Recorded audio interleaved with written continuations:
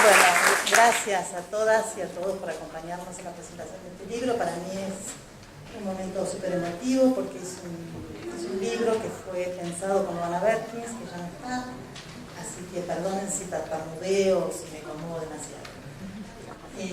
Como dijo Diego, este libro es parte de las jornadas organizadas por la Oficina de Género del Tribunal Superior de Justicia, que terminaron ayer y continúan mañana y terminan mañana con una conferencia. Yo voy a usar mi voz, pero para hacer citas de las cosas que escribieron las personas que aportaron a este libro. No voy a dar datos estadísticos ni interpretación de los datos, eso lo van a leer ustedes. Y sí querría hacer una mención especial a que este libro empezó, esta investigación, cuyo producto es el libro, empezó cuando había un cambio de gobierno en el país, de modo que los resultados, algunos de ellos muestran una relativa mejoría, muy poquita mejoría de la situación de vida de las personas trans en la Argentina, y que esas mejorías están asociadas a 10 años de lucha y de leyes que se consiguieron a favor de la diversidad sexual e identidad de género. La primera cita que me gustaría hacer es la que hacen las propias alumnas, las mochas, como le decimos nosotras, que fueron parte de esta investigación, y que dicen que este libro se reúne en este libro la furia travesti. Creo que esa es una buena expresión de lo que está dentro del libro. Otras notas tienen que ver con la cuestión metodológica y refieren al camino que tomamos en el proceso de investigación. Y aquí querría citar a Lucía Fuster, que fue una de las voluntarias que se sumaron a este proyecto, sin la cual el libro hubiera sido imposible de conseguir.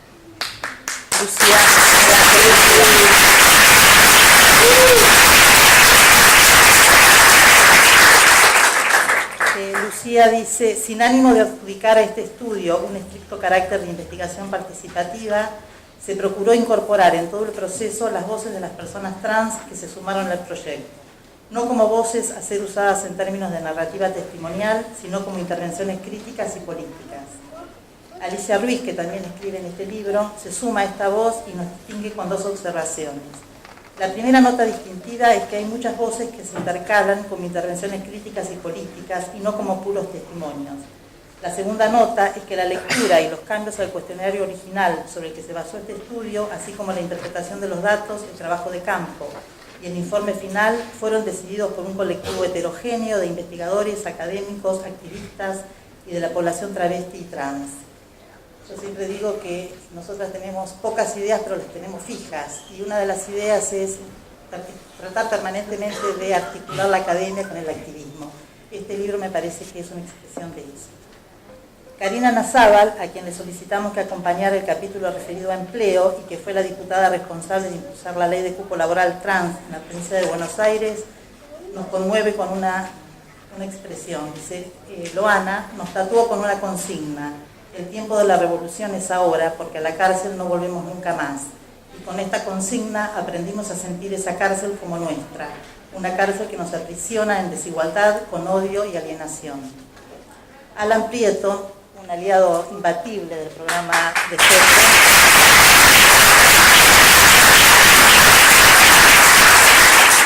interpela sobre los riesgos de considerar a los varones trans como privilegiados respecto a las mujeres trans, y llama a pensar el diseño e implementación de las políticas públicas desde la singularidad de cada trayectoria.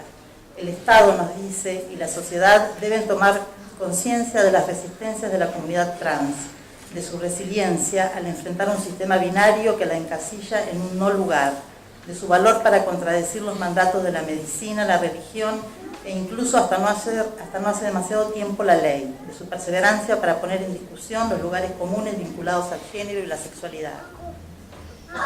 Alba Rueda escribió sobre las organizaciones T y enfatiza el irreemplazable valor de las organizaciones, porque, dice, el saber de ellas viene de la militancia, de cruzar datos relevados con historias de vida, con denuncias, con exigencias de respuesta a los sectores políticos. Y entonces luego Say Zacayán, junto a Darío Arias, que escriben en el libro sobre el asesinato de nuestra amiga y compañera Diana Zacayán, ilustran este llamado de Alba. Ellas dicen: en una sociedad que aún naturaliza y acepta la violencia machista y patriarcal contra las mujeres cisexuales y cuestiona el concepto de femicidio, fue clave la organización y la construcción de la Comisión de Familiares y Compañeras de Justicia por Liliana Zacayán para hacer un seguimiento de la causa judicial y fortalecer el debate en la justicia, la academia, la política, el movimiento de la diversidad y los medios de comunicación con respecto a los asesinatos de las personas travestis y trans. Hay dos temas más que sumamos a este libro y que lo hicimos deliberadamente porque son temas poco explorados y que es la niñez y la vejez trans. Marlene Guayar nos habla de esa infancia que es obligada a escapar, dice, a correr por sus propios sueños, que vuela lejos y no encuentra dónde reposar porque el Estado no la tiene en cuenta. Y Gabriela Mancilla nos interpela con sus 10 puntos de la campaña por la infancia trans y alerta sobre la necesidad de dar batalla contra la cultura y la sociedad que reprime y separa, contra lo que solo acepta como único destino lo biológico, y nos alerta sobre la necesidad de informarse para que la violencia y la ignorancia se conviertan en respeto y amor. El otro tema, el de vejeces trans, quedó en manos de Sebastián Amaro y Emiliano Litardo. Sebas nos recuerda que las mujeres trans y travestis mueren en promedio a los 32 años, producto de la violencia y la exclusión social, política y económica, estructural y sistemática. Nos habla del desigual acceso a la vejez como etapa de la vida. Las travestis y personas trans mayores son, como bien dicen ellas, sobrevivientes. Le han torcido el brazo a una máquina de exclusión, discriminación y violencia. En una línea similar, Emiliano nos presenta el proyecto de ley Reconocer es Reparar, una solución concreta frente a una conducta reprochable del Estado argentino en la matriz de lesiones sistemáticas a los derechos humanos de las personas por motivo de su identidad de género y orientación sexual. Emiliano repara en el lema de la campaña de esta ley: nuestra venganza será llegar a viejas. Una expresión que a mí personalmente me da mucha tristeza, porque ¿cuántas de nosotras tendríamos como lema el acceso a la vejez? Sin embargo, termina diciendo Emiliano, allí donde a la vez es combatida a diario por distintos discursos o invisibilizada en las estadísticas, el movimiento travesti trans la vuelve un orgullo político. Y quiero terminar con la intervención de Paula Viturro, que está al final de este libro. Terminar con un relato que hace Paula sobre Loana. Loana sostenía, dice, que la justicia social no es sobrevivir, sino que solo se logra cuando las personas pueden imaginarse la posibilidad de disfrutar la vida. No había leído a Deleuze, no sabía de la ética del cuidado de sí o propuestas filosóficas por el estilo. Tampoco las despreciaba. Sabía que la lucha política es una lucha por el orden simbólico y supo hacer de su experiencia de vida un hecho político. Loana estaría disfrutando este momento. Fue ella quien me propuso completar este libro y por eso está dedicado a ella. Ojalá lo disfruten ustedes. ¡Bravo!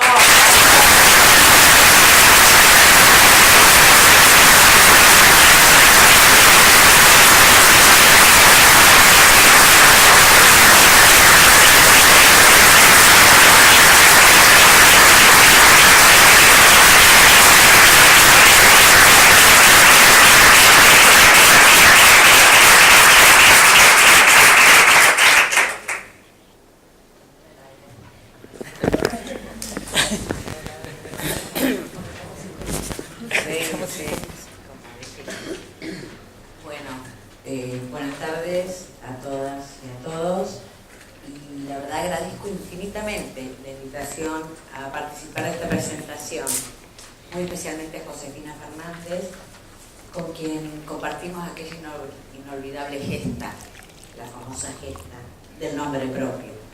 Y la verdad que no lo digo desde un lugar de formalismo, sino desde un muy profundo cariño a lo que fue aquella experiencia y el libro como producto de lo mismo. Artefacto muy querido para mí, que me obligaron a releer muy gustosamente. Hacía bastante tiempo que no lo volví a agarrar. Intento recordar un poquito aquella experiencia, ¿no? También me toca hablar un poco de lo que fue la producción de la gesta de nombre propio. Nos convocan Loana y Josefina, un equipo multidisciplinario, Loana como directora del proyecto, Josefina como coordinadora. No me voy a olvidar nunca de aquellas largas reuniones en la casa de Josefina, donde hubo tantas y por tantas razones, donde nos apoderábamos de una muy larga mesa repleta de papeles en San Telmo, que para mí era allá lejos, siempre acompañada, aunque no fuera consumidora, de muy buen vino, y Loana expresando de movida en cuanto entraba: marica, y no hay nada para comer. Por lo tanto, aquellas largas jornadas que acompañaron el desarrollo del proyecto estaban exactamente en sintonía con exquisitos festines. Por eso, y tantas otras cosas, quiero muy especialmente este proyecto. La cuestión era así: teníamos que desarrollar la propuesta de un proyecto grande y ambicioso que había sido seleccionado.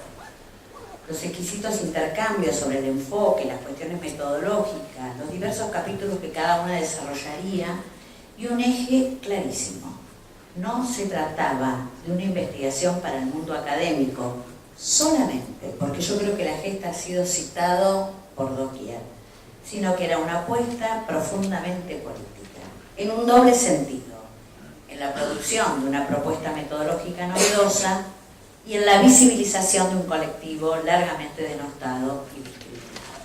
Me parece que ese rasgo también lo tiene la revolución de las mariposas. 10 años atrás no nos pusimos de acuerdo para nada con Josefina, les aclaro. La lucha era ardua y cuerpo a cuerpo. No porque hoy las condiciones sean óptimas, pero en los últimos años se lograron una serie de derechos que colocaron al colectivo sin discusión en el espacio de sujeta social. Es decir, se fue logrando un lento proceso de ciudadanización. Y digo esto en circunstancias donde me parece que el peligro acecha y acecha en serio. En relación a la propuesta metodológica, tenía dos rasgos novedosos. Quienes eran supuesto objeto de la investigación se transformarían en sujetos de la misma. Esto no es menor, porque requiere de una serie de revisiones epistemológicas y adiestramientos para el conjunto del equipo. Las encuestas serían relevadas por las propias travestis y los relatos, sin perder su rigurosidad, debían dar cuenta no solo de las cuestiones referidas a políticas públicas, acceso o no, sino a las propias experiencias vividas. A mí me tocó escribir sobre el capítulo sobre salud. Bueno, recuerdo mucho la búsqueda bibliográfica, teórica, para darle un marco, pero la idea era las entrevistas. Bueno, seleccionamos que entrevistara dentro del equipo de salud al equipo de Muñiz, que en ese momento tenía un servicio muy importante de atención de SIDA en momentos que este tema era muy, muy complicado. Recuerdo muy bien esta entrevista y que me quedó muy claro cómo surgió el impacto que para el equipo de salud había significado la presencia clara, no solo de la discriminación, sino también del abandono de los pacientes trans, y el impacto que la propia sexualidad, que esas identidades producían a cada uno de los trabajadores de la salud. Estaban re trastornados y tuvieron que hacer mucho trabajo por lo que a ellos les pasaba. Ni que hablar en ese sentido el enorme reconocimiento a las organizaciones sociales sin las cuales no hubieran podido hacer el proceso que habían transitado. Y esas organizaciones que 10 años después están claramente expresadas en este nuevo texto. Por otro lado, este capítulo requería la entrevista a una compañera trans. Bueno, les digo sinceramente, fue una odisea. Literalmente una odisea. Creo que habremos marcado unos 6, 7, 8, 10, 20 encuentros, ya no recuerdo qué, hasta que definitivamente un día le dije: ok, es domingo, yo me instalo en el bar X de la esquina tal, a las 2 de la tarde te espero todo lo que quieras. Llegá tranquilísima. Bueno, así digamos, con persistencia, sin urgencias, con tiempo, la entrevista fue lograda. Fue muy interesante, y lo más fuerte que me repiqueteó en esa entrevista era la convocatoria que hacían en los servicios de salud: llamame por el nombre propio. Ese era un eje que aparecía en cada una de las acciones y de las situaciones que contamos. Cuando leo La Revolución, no puedo, la verdad, dejar de sentirme un poco involucrada, aunque materialmente no tuve absolutamente nada que ver con esta producción. En principio por la alegría que me produjo que se concretara un deseo de Loana, Y en segundo lugar, porque considero que sigue siendo absolutamente imprescindible, con un trabajo serio y riguroso, mostrar la realidad de un colectivo y visibilizar su existencia plagada de logros, conquistas, pero también aún muchísimas deudas.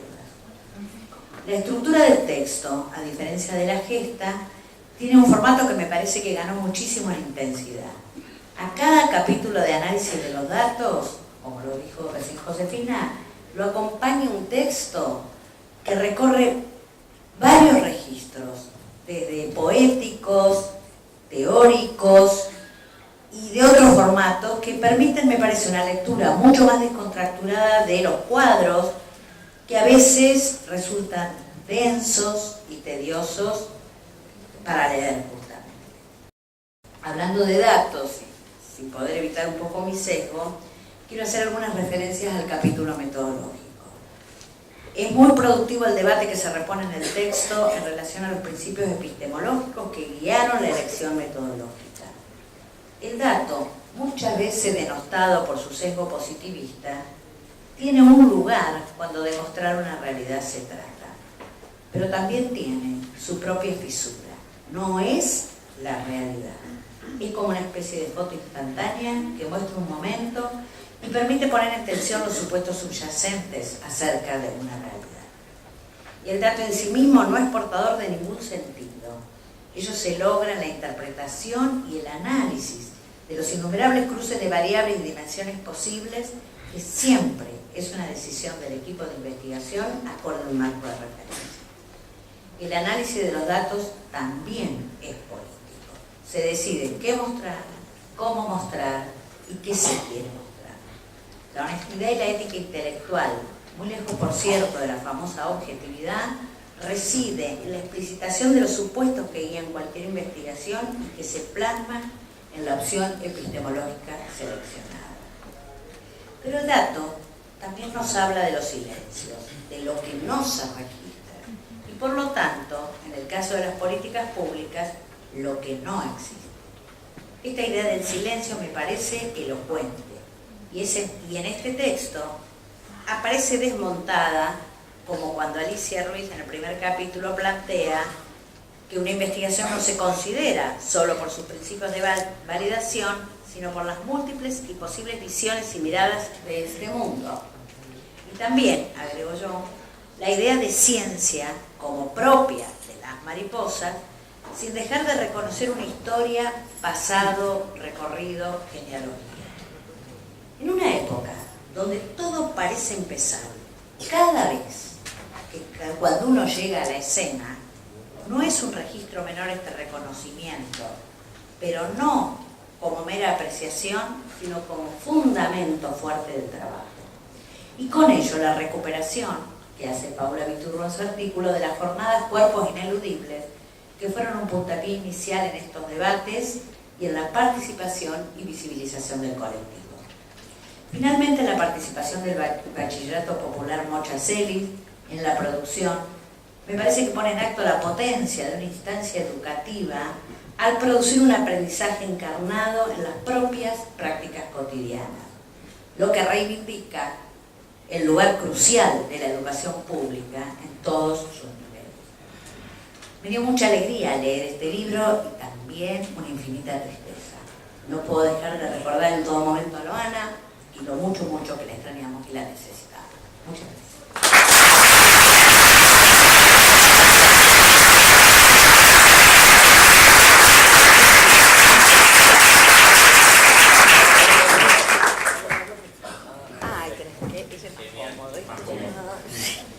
Bueno, en principio, yo soy Miguel Nicolini, soy Francisco Quiñones, director del Bachillerato Mocha Celis. Miguel está por ahí transmitiendo en vivo seguro para todas las personas que no pudieron venir.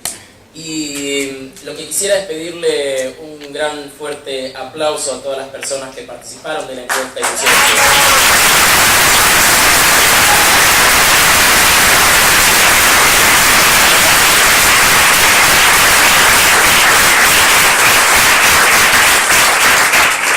por otro lado, me genera muchísima emoción porque esto es lo concreto ¿no? El trabajo concreto que hicieron las compañeras dentro del metodología de la investigación, de la materia de metodología de la investigación, que estuvieron coordinando Miguel Nicolini y Lucía Fuster, con todas las estudiantes que, bueno, egresadas 2015-2016, que están por ahí, Luciana Soto, no sé, bueno, no quiero nombrar a todas porque después es un tema, me olvido con todas. Hoy también Alma Fernández me pidió que también en nombre de ella pudiera agradecer a todas las personas que participaron. Ella está viajando, viajó a Perú también, llevando un poco esto que es una herramienta para discutir las políticas públicas.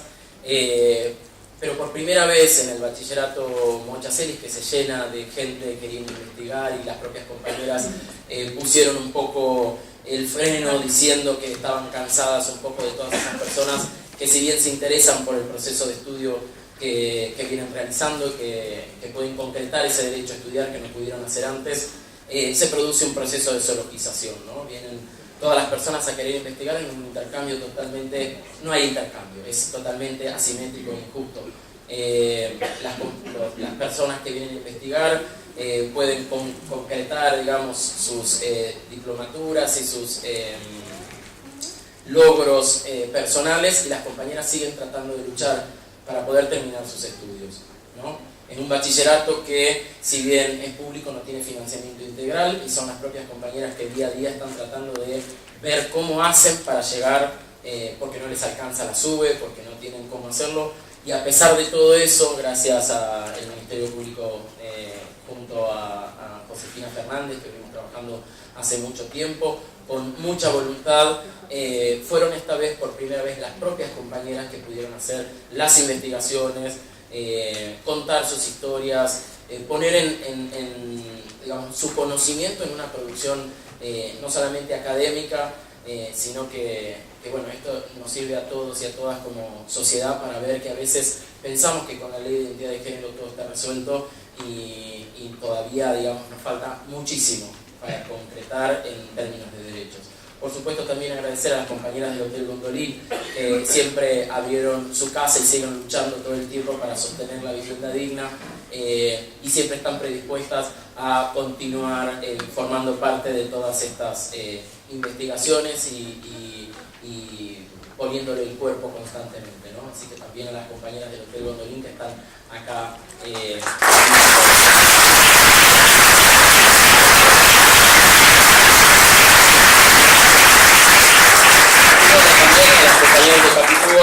Que, digamos, entre todas las voluntades y con mucho esfuerzo pudimos concretar este libro. Yo no me quiero extender mucho, y está también ahí Luciana Soto, Adriana Perufo y, bueno, compañeras que querían leer un pedacito y poner su voz también. No sé si se quieren acercar o no. Y Tuti también.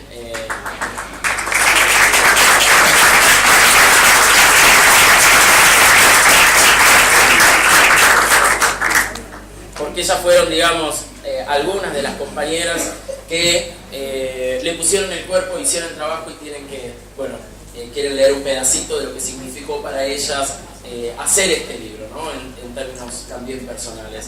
Y por último, y para cerrar, bueno, agradecerle a todas las compañeras y compañeras que están acá día a día, que son momentos muy complicados para sostener espacios colectivos, que los espacios no son lo que nos gustaría que sean, sino lo que podemos hacer colaborando de manera conjunta entre nosotros y nosotros. No lo que nos gustaría que sean, ¿no? Sino en términos individuales, sino lo que podemos hacer en conjunto.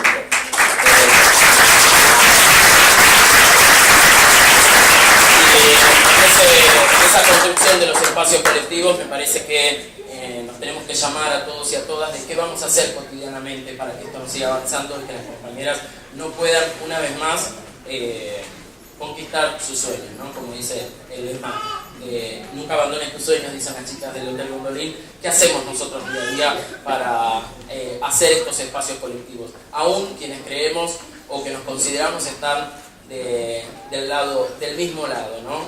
Tratando de luchar en conjunto. Bueno, ¿qué vamos a hacer nosotros y nosotras para bajar esa actividad que día a día golpea a las compañeras y no pueden ni acceder al trabajo, ni a la vivienda, ni a la salud, ¿cómo vamos a hacer nosotros y nosotras? Y llamo a que todos nos podamos encontrar en espacios de construcción colectiva, como lo son en muchas series, y esto es el reflejo más que podemos compartir, digamos, más visible. Así que dejo la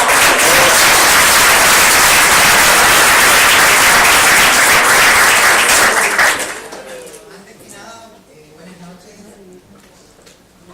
Esta es nuestra primera revolución. Podríamos empezar escribiendo: estamos dolidas, abatidas por la vida, junto a un montón de mujeres empoderadas, acusadas de brujas y sangre. Pero no, preferimos abrazar un recuerdo. La primera vez que tuvimos contacto con la gesta del nombre propio fue a través de Luana Berkin, en el Encuentro Nacional de Mujeres de 2015. Como todo lo que transformó nuestras vidas para siempre, esto también te lo debemos a vos, mamá Traba. Cuando nos regalaste el libro, te dijimos: escribirnos algo que nos sirva como guía para militancia, como un consejo o una enseñanza. Vos tan sabia y tan convencida de que lo único que cambiaría nuestra realidad es el amor, nos pusiste: las quiero mucho, y firmaste lo anhelé. Haber terminado la secundaria y ser las primeras de nuestras familias que alcanzamos un nivel tan alto del partido y académico, dentro de un espacio que vos también ayudaste a construir y nos llenó de amor, todos los días, en estos cortos 3 años, nos dignificó para continuar con tu legado hacia más victorias, nuestro primer contacto con la realidad expresadas tan claras y sencillas.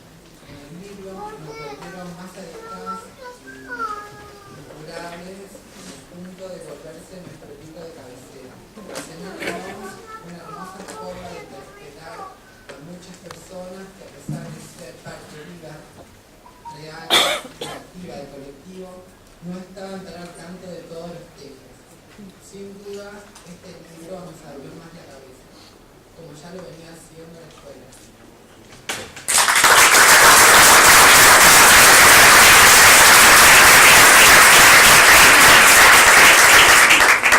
En la materia de metodología de la investigación social, empezamos este proceso pensándonos como investigadores y investigadoras, subjetivos y objetivos. Y al principio estuvimos llenos de dudas. Por allá apareció la ciencia, lo cuantitativo y lo cualitativo. Nos hicimos tantas preguntas hasta construir nuestra propia postura. El mundo y la ciencia necesitan categorizar, clasificar todo el tiempo y se mueven más por lo cuantitativo, pero cuando ya no quedan números posibles para señalar en ese momento, entramos en la tan innecesaria tarea de identificar con un rótulo lo que no podemos hacer con un número. ¿Por qué construir descripciones, números, rótulos, categorías todo el tiempo? ¿Quiénes son realmente los dueños del saber? ¿La ciencia también es política? ¿Cuál es la relación entre ciencia y Estado? Frente a esto nos pudimos reflexionar sobre la historia, el conocimiento científico y el conocimiento popular, pero sobre todas las cosas comprendimos la necesidad y urgencia de hacer ciencia desde nosotras mismas, una ciencia de las mariposas. Entre todos y todas pensamos posibles preguntas para sumar al viejo cuestionario de la gesta del calor. Luego nos dividimos en grupos de trabajo para empezar a realizar entrevistas, teniendo bien claro que los temas eran salud, vivienda, educación y trabajo y violencia institucional. Contactarnos con chicas interesadas y que después no coincidiéramos. Caminar toda la tarde con lluvia y no hacer ninguna entrevista nos frustró. A muchas hasta nos dio una gripe fatal. Pero igual nunca bajamos los brazos. Caminamos el territorio todas y todos juntos. Y en ocasiones fuimos a llevar preservativos a las zonas rojas para hacer también un enganche con las compañeras que estaban ahí. Porque lo único que siempre quisimos fue abrazar a todas y a todos con los brazos más largos de la Argentina. En la práctica cotidiana de hacer las entrevistas llegamos a la conclusión de que no nos olvidamos de proponer la pregunta: ¿por qué elegiste tu nombre? pero luego caímos en la cuenta de que ya teníamos varias entrevistas realizadas y que a su vez debíamos seguir la comparación de 2005. Lo curioso y lo mágico de nuestra escuela no es solo este despertar como aprendizaje, sino que en otra materia, desarrollo de las comunidades, sin saberlo estábamos hablando también de la realidad de nuestro tan querido colectivo travesti trans, que con otras herramientas pedagógicas y metodológicas, pero con el mismo objetivo, reflexionar y transformar la realidad. ¡Bravo!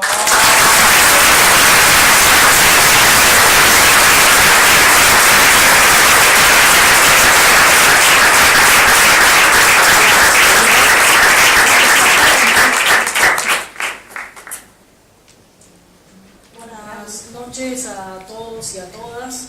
La verdad que hace reflexionar mucho, sobre todo porque este libro, para muchos y muchas jóvenes que empezamos a militar no hace tantos años, fue el primer libro en donde encontramos con números cuál era la realidad de nuestras compañeras travestis y trans en la ciudad de Buenos Aires. Algo que por ahora no se dijo, que para mí es lo novedoso de este libro, es que también por primera vez se suma la realidad de los varones trans. Y esto no es menor, y creo que es lo más maravilloso que también tiene el libro. Empezar a visibilizar y empezar a reconocer que los varones trans también somos parte de este colectivo, también estamos atravesados por un montón de violencias, por un montón de desigualdades, y algo que yo le marcaba muy claramente a las compañeras cuando me enviaron el primer borrador, era el hecho de que sentía en algún momento, cuando avanzaba en la lectura, que había una comparación, tal vez ni siquiera intencional. Era, bueno, las mujeres trans y travestis tienen estos porcentajes, pero los varones es menor, como que todo el tiempo era una comparación entre lo que pasaba a las compañeras y lo que pasa con los compañeros con nosotros. Y ahí recuerdo que le mandé un mail a José y al equipo diciéndole esto, que me parecía que esa no era la intención, pero que en la lectura me quedaba esa sensación de comparación y que no me parecía que tenía que ser así. Me parecía que teníamos que estar tanto varones como mujeres, trans, travestis, y que por el contrario de comparar y sacar un sufriómetro para ver quién sufrió más y quién tiene más marcas y demás, teníamos que abrazarnos y entender de que tenemos trayectorias y recorridos distintos, y que es real que muchas veces los varones trans no somos arrojados a la calle, pero eso no quiere decir que quedarse en el seno familiar sea mucho más sencillo, mucho más fácil.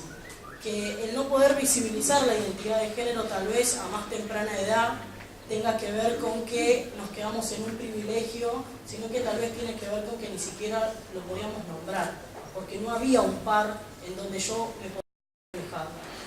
Y esto quedó claro cuando se discutió la ley de identidad de género, que en un principio había un montón de compañeras, por suerte, empoderadas, luchando, redactando los proyectos, armando estrategias políticas, y teníamos 2 o 3 compañeros muy solitos, aislados, tratando de llevar la voz de los varones trans, pero siempre en un segundo plano porque nos faltaba organización, porque no teníamos tal vez esta construcción, ¿no? Este pensamiento político de construir desde el colectivo, y tan solo nos acercamos a algún espacio para satisfacer una necesidad individual. Y la verdad que leer los datos y todo lo que pudieron compartir muchos y muchas en este libro, la verdad que me llena de orgullo. Porque estos materiales, como no recuerdo quién dijo, por acá decía, se citó la gesta del primero en todos lados. Y es verdad, uno va a cualquier lado y no nos damos cuenta por ahí dónde va a terminar esto. Digo, las compañeras del Mocha y los compañeros, que también fueron parte de las encuestas, porque también hubo varones trans realizando encuestas. Solo se pudieron realizar 33, pero ya en la próxima edición iremos por más. Realizar este trabajo, y yo creo que uno, cuando dice está acá el libro, no se da cuenta de dónde puede terminar este material y quién lo va a tomar en sus manos, sea un funcionario que va a tener que decidir tal vez una política pública, o sea una persona trans que está empezando con dudas y que de repente este material le va a servir para entender un poco más un montón de cuestiones. Porque no solo hay números fríos, sino que hay un montón de relatos. El de Gabriela contando la campaña de infancias trans, algo tan necesario, y sobre todo porque en el libro dice que las personas trans entre los 12 y los 18 años es cuando abiertamente decimos al mundo que somos trans. Entonces estamos hablando de infancias, de jóvenes. Entonces me parece que el tema de infancias trans que esté en este libro, si bien no se pudo hacer una pregunta específica de cómo había sido esas infancias, me parece sumamente importante. Creo que Loana estaría feliz de ver esta sala en donde la mayoría de las personas podría decir somos trans, cosa que no sucede en muchos espacios. Porque como bien decías vos, las personas trans es, bueno, te puedo hacer una entrevista para mi trabajo de investigación, y algunas veces te hacen la entrevista y ni siquiera te invitan el café. Yo digo, bueno, sí, cedo la entrevista, pero por lo menos me convidas el café, porque simplemente es, bueno, saber, sacar la información, pero no te invitan a escribir tu propia historia, no te invitan a transitar esos lugares. Después te mandan la invitación de que vayas, ¿no? Como algún panel donde hay teóricos que todos lo saben. Y a mí me parece que romper con esa forma de conocimiento y valorar también el conocimiento que hay desde nuestra propia comunidad es algo y es una batalla que tenemos que dar todos los días, porque nuestras voces son importantes, porque somos los protagonistas y las protagonistas de nuestra propia historia, y porque a partir de la ley de identidad de género creo que no hay que dar nunca un paso atrás, para nada. Sabemos que son momentos difíciles, duros, en donde hay muchas cosas que se están poniendo en crisis, un gobierno que retrocede permanentemente en los derechos, sobre todo de la población LGBTIQ, un mundo que también es hostil, porque lamentablemente no estamos ajenos a esto. Cuando uno agarra una noticia y lee que en Chechenia hay campos de concentración, pensamos en qué año estamos, y sin embargo el mundo es hostil. Y Argentina no está fuera de todo esto. Creo que hay que ser más claros, trabajar más fuerte, de una forma más colectiva, repensarnos que muchas veces no es simplemente lo que yo quiero, sino lo que podemos llegar en consenso con muchos y con muchas. Y creo que el gran desafío es plantear, como lo hizo Diana en Provincia de Buenos Aires, una ley nacional de cupo laboral trans, porque creo que lo que nos falta a todas las personas es poder acceder a un trabajo digno, y eso también queda reflejado. Y me parece que sentarnos a discutir esto, sentarnos a repensar, que ya lo están haciendo, la ley del reconocer y reparar, que también la dejó Loana junto con Diana, me parece que es fundamental. Así que celebro este material, muchas gracias José y a todo el equipo de la Defensoría, que son maravillosas y que siempre están atentas para cualquier pedido que tenemos desde las organizaciones y siempre invitan a pensar y a repensar desde este espacio institucional que hoy les toca. Así que muchas gracias y seguramente Loana estará feliz de esta revolución de las manifestaciones.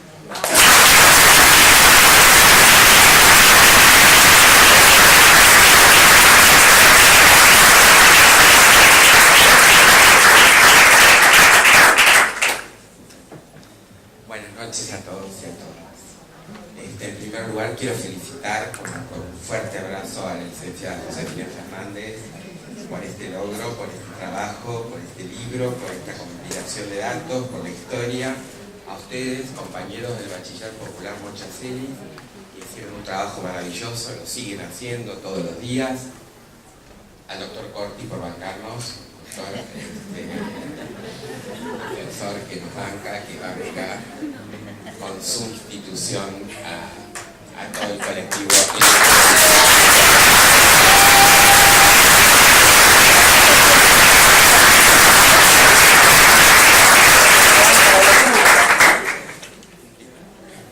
Sin lugar a dudas que lo que ustedes lograron durante todo este tiempo, más de un año, ¿no?, de trabajo, un año de trabajo, ha sido una data importantísima, una data que comenzó con una gran compañera que fue Loana Berkins, a quien todas abrazamos siempre, la respetamos muchísimo, la respetaremos toda la vida, la tendremos siempre en nuestros corazones.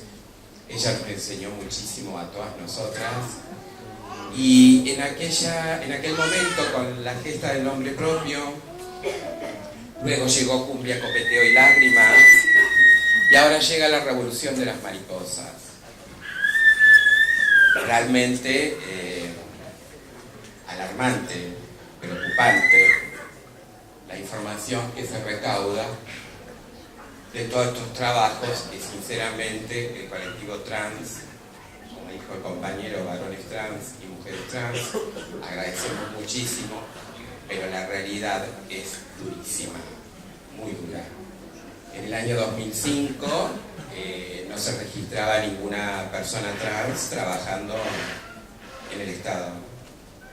Hoy, año 2017, se registra en la ciudad de Buenos Aires, que es una particularidad, es la ciudad más importante del país, la más rica, llena de instituciones, aquí están todas las instituciones, y se registra un porcentaje de un 9% de personas trans trabajando en el Estado.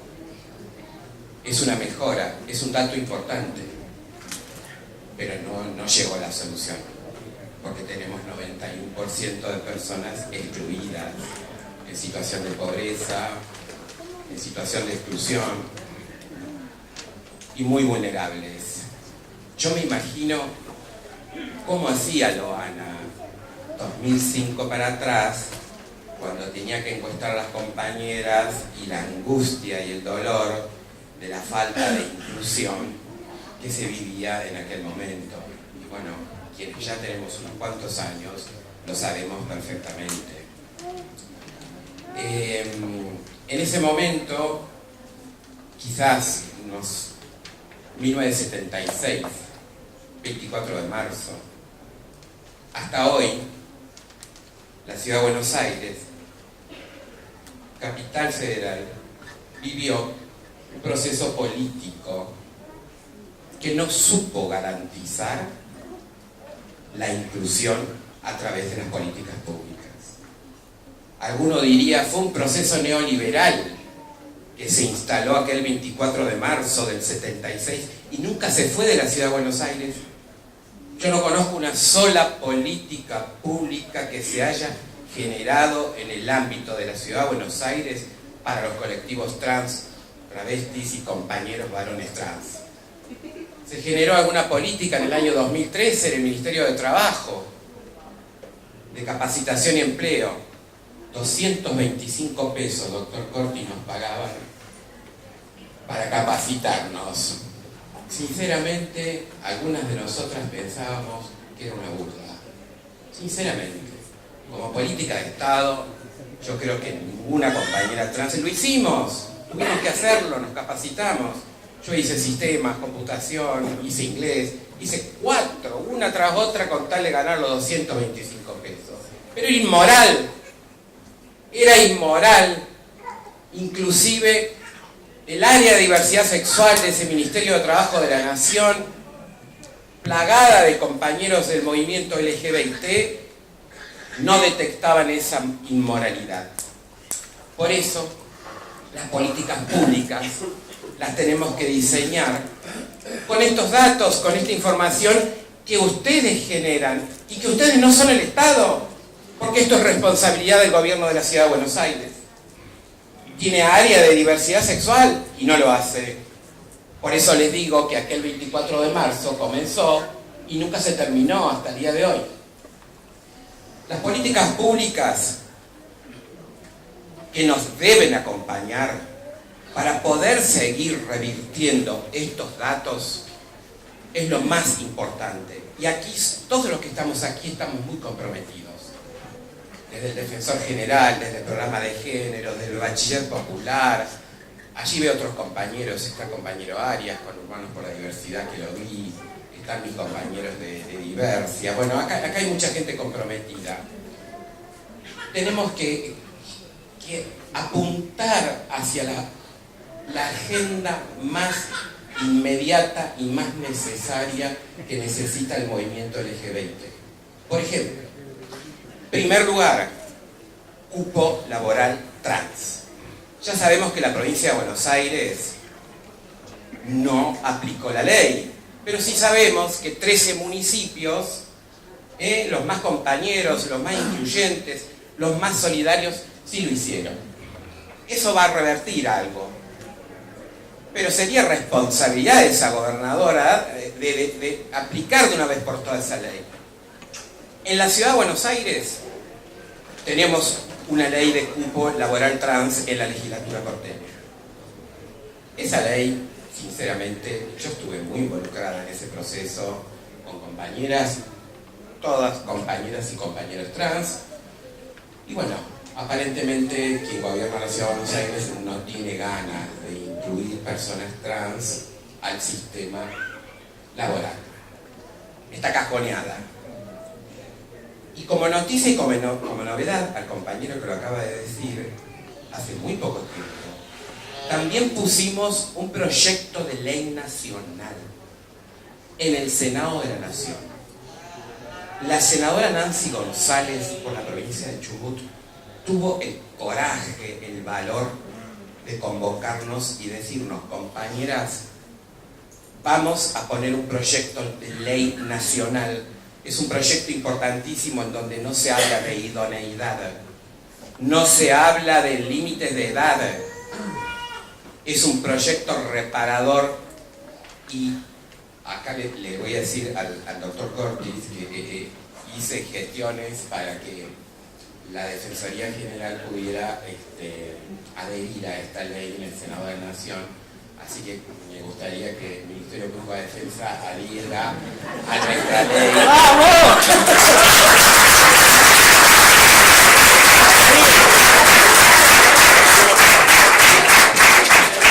En el Senado de la Nación. Entonces, lo voy a agradecer infinitamente. O sea, tenemos muchas posibilidades de salir adelante con ese proyecto. En el Senado tenemos fuerza, tenemos compañeros y luego pasará por el Congreso de la Nación también.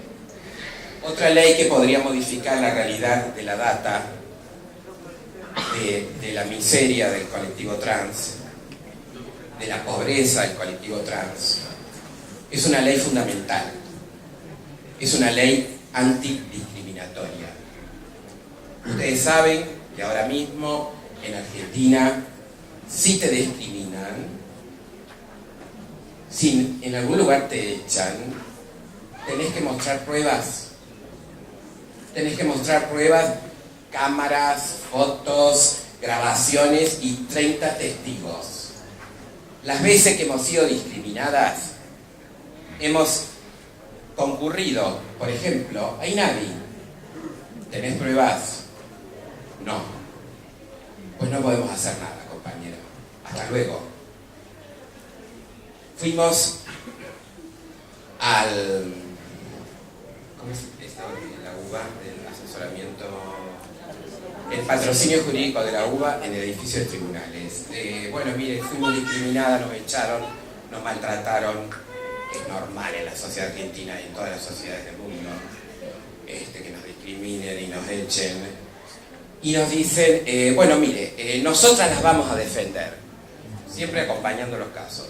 Pero vuelvan al lugar para ser discriminadas de nuevo, grábenlo, llévense en una cámara oculta y vuelvan con las pruebas. Eso es lo que se vive, doctor Cortis, diariamente en Argentina. Existe un proyecto de ley en el Congreso de los Diputados, ley antidiscriminatoria, con una mayoría ya aprobada, que tenemos que apoyar, apuntar a ese proyecto de ley. Sin ley antidiscriminatoria, nosotras no vamos a avanzar.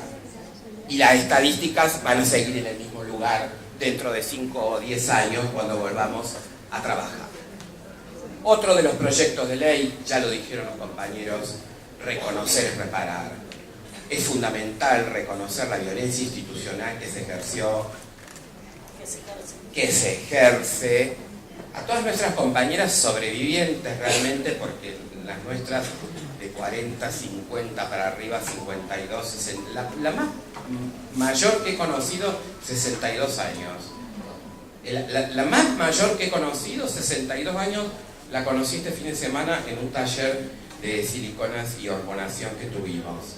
62 años, estaba espectacular, era una sobreviviente realmente increíble. Tenemos que apoyar, reconocer, reparar, tiene que ser agenda de todas las organizaciones, agenda también del Ministerio Público de la Defensa, agenda del programa de género. Todos tenemos que estar juntos detrás de esta ley.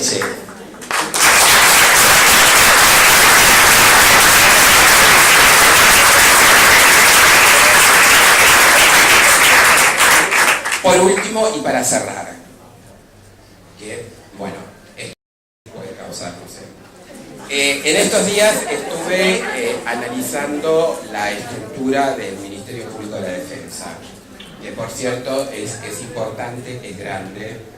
Tenemos varias defensorías en lo contencioso y administrativo, creo que 6, Josefina, ayúdame, 6 defensorías. 6. Y en lo penal y 24. 30 defensorías.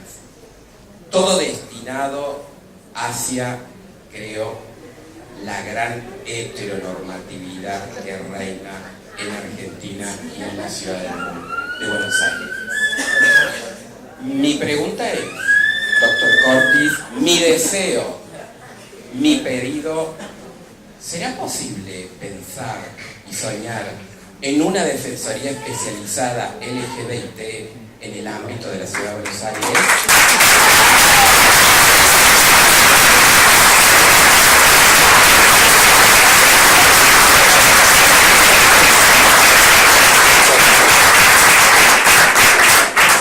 Compañera, muy bien todos los pedidos. Agradezco muchísimo estar sentada aquí en la mesa, agradezco muchísimo a Horacio que me convocó hoy, le agradezco muchísimo a Josefina que me invitara a escribir unas páginas en este libro, y realmente creo que cuando se logra plasmar en un texto las historias de vida y los datos, se construye una imagen que pueda expresar mejor que muchas otras lo que pasa en una parte del mundo, de una ciudad tan complicada como Buenos Aires. Hay que felicitar a quienes lo han hecho, y mucho más cuando quienes lo han hecho, o buena parte de ellos, como señalaba Alicia, forman parte de la propia investigación. Exponen de muchas maneras distintas sus cuerpos en esta página. Mientras los escuchaba, yo soy jueza del Tribunal Superior de Buenos Aires, y escuchaba de qué manera se planteaban los reclamos y los pedidos, volví a pensar que el derecho genera la ilusión de que lo que se consagra en la ley se realiza. Y esa es una ilusión importante y que no hay que abandonar. Pero yo suelo decirle a mis alumnos en las clases en la Facultad de Derecho, ese es el primer paso, no es la batalla, es el primer paso. A partir de ahí, efectivizar, No se está Alicia, escuchando, acomodar tenés el que poner el micrófono. micrófono o usar el otro. No, Porque tenés allá que atrás no acomodar están escuchando. En línea tu boca. Casi. ahí se escuchan, Ahí está. efectivizarlo es una tarea de todos, de los que estamos en el Poder Judicial y de los que están fuera del Poder Judicial. Y es cierto, los espacios públicos se construyen, no están ni están dados. Los espacios públicos se construyen. Y la batalla que la población trans y travesti ha dado en esta ciudad es una prueba de lo difícil que es construir espacios públicos y lo difícil que es protegerlos y conservarlos. Ese compromiso es de todos. Y asumo la responsabilidad que nos corresponde. No quiero terminar sin leer un pequeño párrafo que fue escrito por Paula Viturro y no por mí en este libro, que expresa, me parece, de la mejor manera posible el homenaje, el reconocimiento, el afecto y la deuda que todas y todos tenemos con los hombres. Y la ley.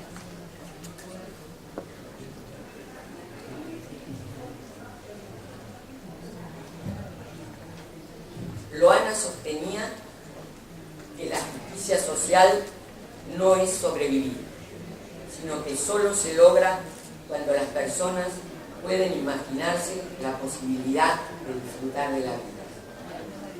No había leído a Deleuze, no sabía de la ética del cuidado de sí o propuestas filosóficas por el estilo. Tampoco las despreciaba. Sabía que la lucha política es una lucha por el orden simbólico y supo hacer de su experiencia de vida un hecho político. Creo que esta reunión, este momento, también es una historia de vida, es hacer un hecho político, poner en acto la política y apostar a profundizar, a ampliar y radicalizar la democracia en este país. Muchas gracias.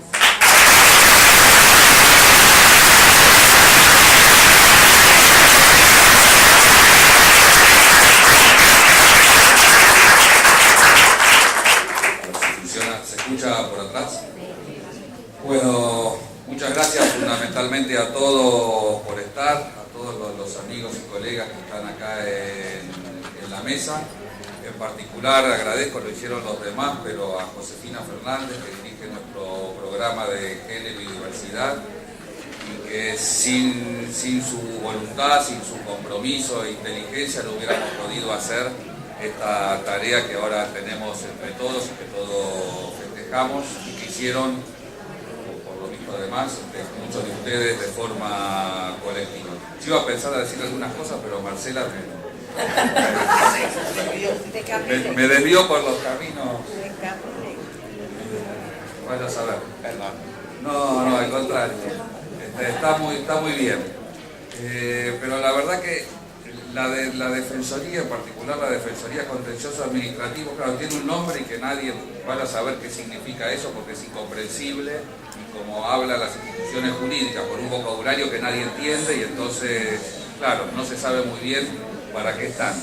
Pero la verdad que ante una Defensoría Contencioso Administrativo, ante cualquier situación de hombre, mujer, trans, cualquiera sea el género, el estatus, la autopercepción, la categorización o lo que fuese a través de lo cual cada uno se identifica a sí mismo, va a encontrar un lugar para poder proteger sus derechos. Y sería algo interesante para debatir si sería lógico tener una defensoría especializada en la materia trans. Pero alguien podría decir que sí, pero alguien podría decir, bueno, la cuestión es que justamente no haya diferenciación ni de los trans, ni de los hombres, ni de las mujeres, ni de cualquier otra categorización que pudiera haber.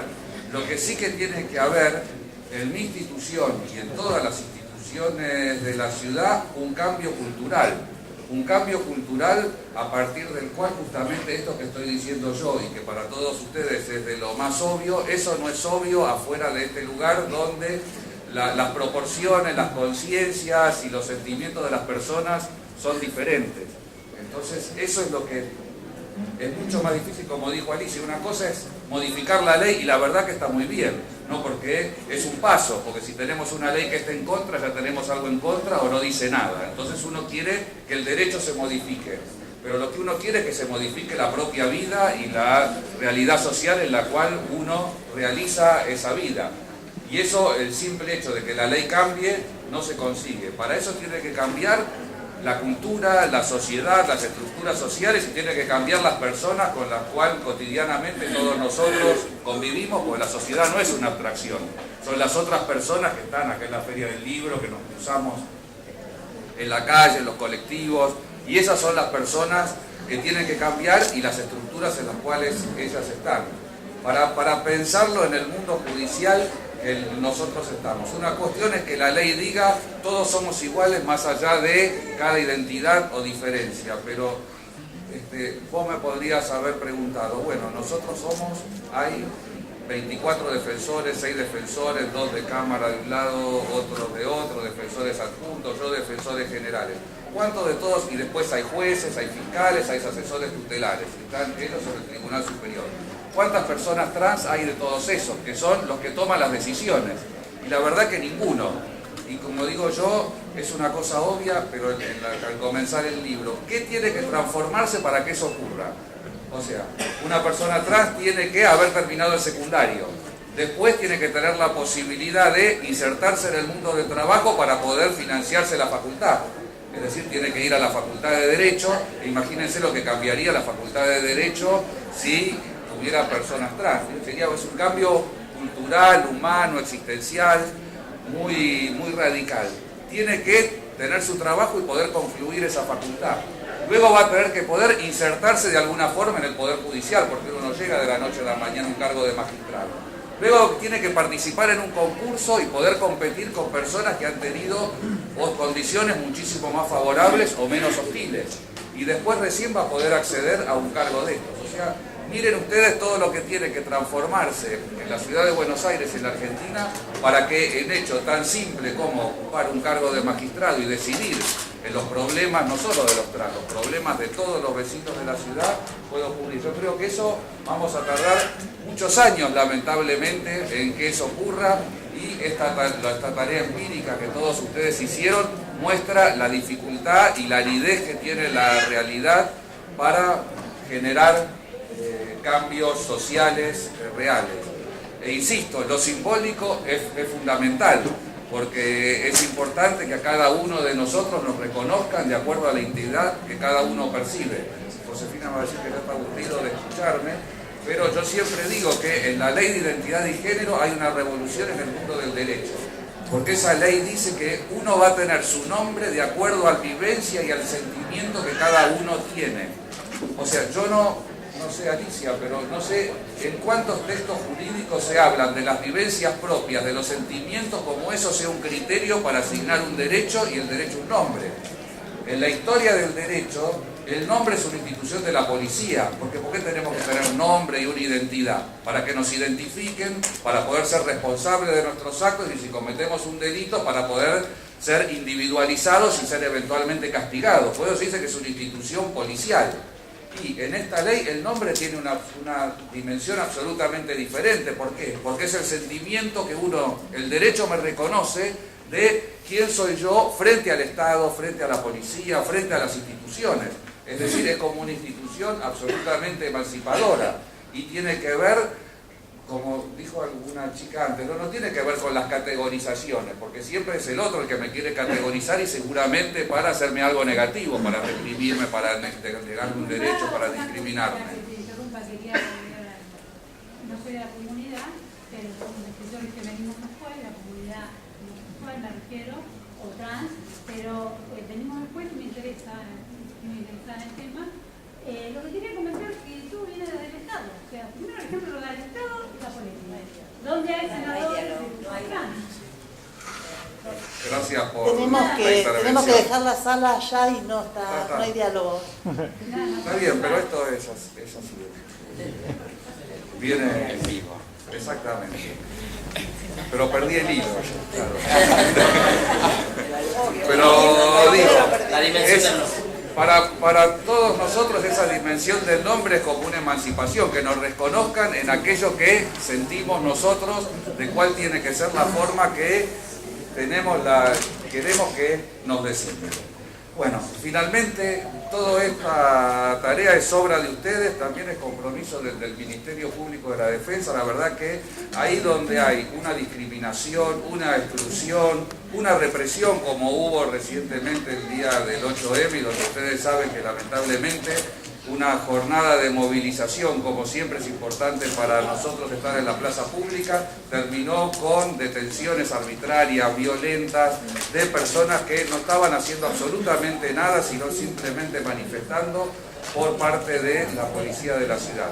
Y en todas esas situaciones nosotros vamos a estar en una forma que esta publicación muy modestamente lo grafica, porque nosotros no representamos a nadie, no es que hablamos en nombre de otras personas, sino que estamos con otras personas, primero dándole la voz, para que cada uno pueda manifestarse en su singularidad, y luego asistiendo jurídicamente para que en conjunto podamos hacer reclamos a la administración, a la policía, al Estado o a todas las instituciones de la ciudad ante las cuales tengamos que reclamar. Y la verdad que la cuestión es cómo reconocemos la singularidad de cada uno.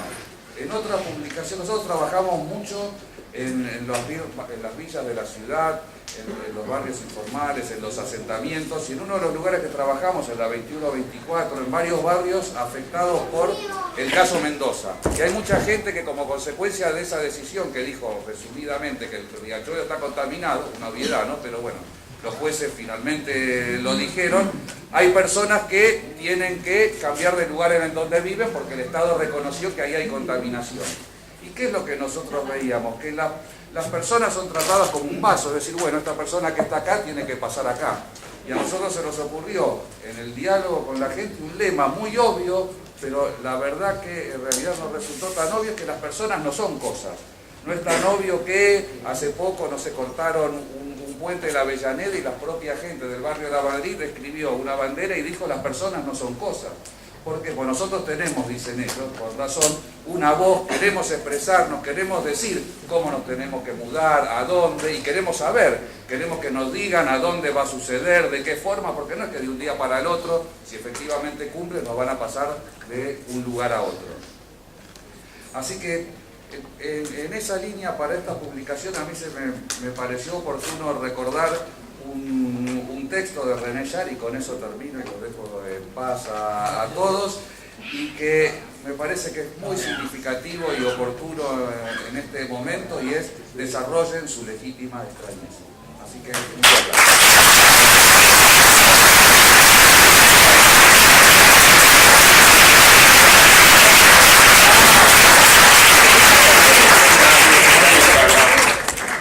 Muchísimas gracias a todos por haber venido.